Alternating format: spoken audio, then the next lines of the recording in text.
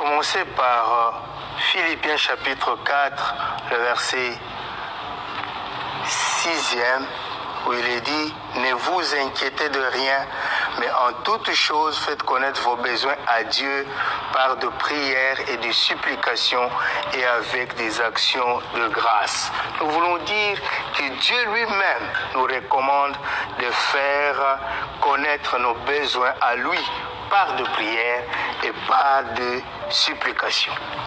La prière est donc le moyen que Dieu lui-même a établi pour permettre à l'homme d'être en contact avec lui. Non seulement pour le louer et l'adorer, mais aussi pour lui faire connaître ses besoins. Et une deuxième chose, Dieu promet d'exaucer la prière. Jean 16, le verset 24, il est dit « Demandez et vous recevrez afin que votre joie soit parfaite. » Donc c'est la volonté parfaite de Dieu que nous puissions faire connaître nos besoins et lui est disposé à répondre à nos prières. Nous connaissons ces versets de Matthieu 7, 7, « Demandez et l'on vous donnera. » Nous demandons par le moyen de la prière. Donc notre Dieu est celui qui écoute les prières. Et ici, la question est posée, pourquoi n'écoute-t-il pas? C'est que j'aimerais dire d'abord qu'il écoute la prière. Toutes les prières qui sont faites, Dieu les écoute. Et même, j'irai plus loin en disant qu'il répond. Parfois même son silence, n'est-ce pas, est une réponse à notre prière. Mais il y a quelques exigences qu'il a données pour que notre prière soit exaucée. J'aimerais épingler 4 en quelques temps. La première chose, c'est que pour que ta prière soit exaucée, elle doit être conforme à la volonté de Dieu. Dans 1 Jean chapitre 5, le verset 14 et le verset 15e, il est dit que voici l'assurance que nous avons auprès de lui. Si nous demandons quelque chose selon sa volonté, il nous écoute. Et quand nous savons qu'il nous écoute, nous, la chose que nous avons demandée, nous la possédons déjà. Donc, il faut demander conformément à la volonté de Dieu. Et ce problème de la volonté de Dieu, c'est aussi un grand problème. C'est vraiment un grand enseignement, connaître c'est quoi la volonté de Dieu. La volonté de Dieu nous est révélée dans les Écritures. Qu'est-ce que Dieu dit sur nous? Quels sont les projets qu'il a formés sur nous?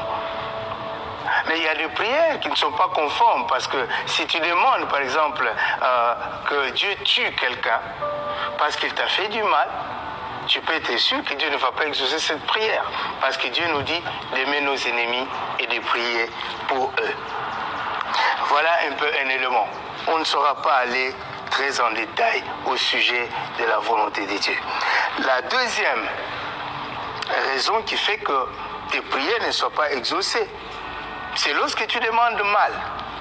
Jacques chapitre 4, le verset 3, il est dit, ceci exactement, j'aimerais lire cela, Jacques chapitre 4, le verset 3e, il est dit, vous demandez et vous ne recevez pas, parce que vous demandez mal, dans le but de satisfaire vos passions. Beaucoup de fois quand nous demandons, nos motivations ne sont pas pures devant Dieu. Et c'est ça qui fait que Dieu ne puisse pas répondre. Quelqu'un peut demander de l'argent pour prouver aux autres. Quelqu'un peut demander quelque chose pour fermer la bouche à ses adversaires. Et ceci, ce n'est pas une motivation qui est pure devant Dieu. Dieu ne nous donne pas pour que nous puissions faire du mal aux autres. Ne cherche pas l'élévation pour que tu puisses maltraiter les gens. Ceci n'est pas une bonne motivation. Dieu est celui qui sonde nos motivations. Demandez des choses qui glorifient Dieu, frères et sœurs. Vous allez voir que la réponse de Dieu sera immédiate. J'aimerais vous parler de Anne. Chaque année, elle montait à Silo pour prier. Elle était stérile. Mais cette fois-là, elle a dit à Dieu, si tu me donnes un garçon, dès que je vais le sévrer, je vais le mettre à ton service. Et Dieu avait un besoin. Parce que de l'autre côté, le fils d'Élie, qui devait succéder au sacerdoce, se comportait très mal. Donc Dieu avait un problème. Il cherchait quelqu'un. Et là, la prière de Anne vient pour répondre aux besoins de Dieu. Et la réponse est venue immédiatement.